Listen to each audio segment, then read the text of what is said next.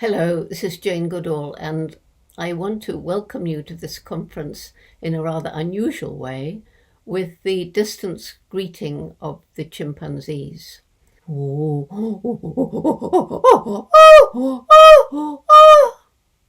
It seems appropriate. We're all in our isolated bubbles scattered around the world.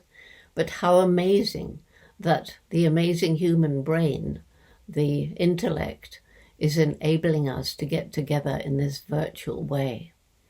As many of you undoubtedly know, we use this kind of technology, GIS, GPS, geospatial mapping, in conservation efforts around the world. And this is becoming more and more necessary because of the harm we're inflicting on the natural world. In 1960, when I began work at Gombe, the tiny Gombe National Park was part of a forest that stretched right across equatorial Africa.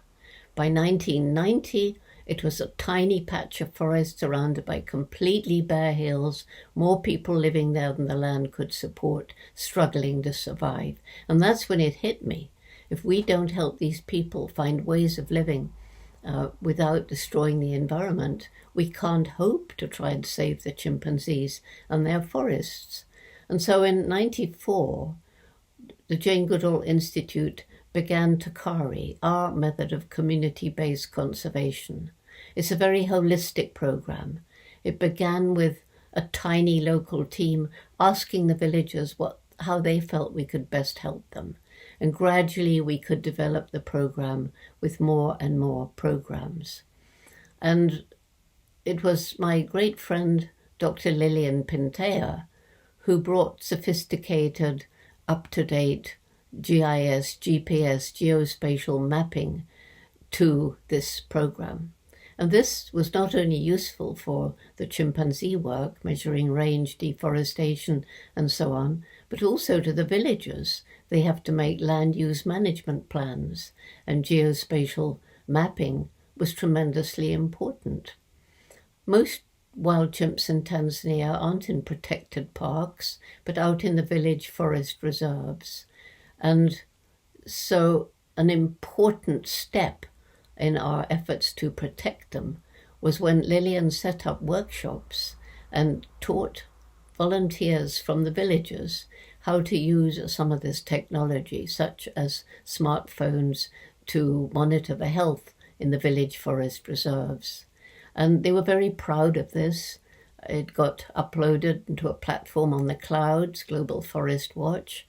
It enabled, as it was transparent, to be, when it was downloaded, that the village leaders could see what was going on in the forest and try to enforce conservation measures.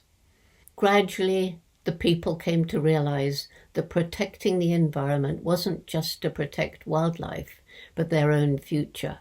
Because we're part of the natural world, we need the forests for clean air, clean water, to regulate the temperature and the rainfall. And so the villagers became our partners in conservation. And the program gradually developed in other parts of Africa, thanks to help from our partners.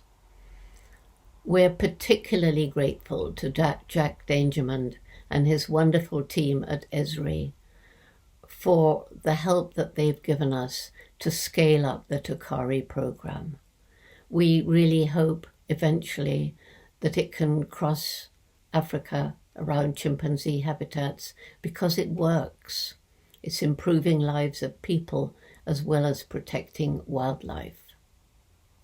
Lillian will be telling you a lot more about our Tacare program. But right now, I want to say that we still do have a window of time to try and heal some of the harm that we've inflicted on this planet, but only if we take action now.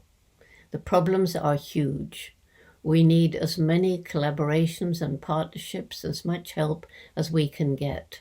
And I do hope that many of you will join the Jane Goodall Institute, many of you at AAG, in our efforts to make this a better world before it's too late.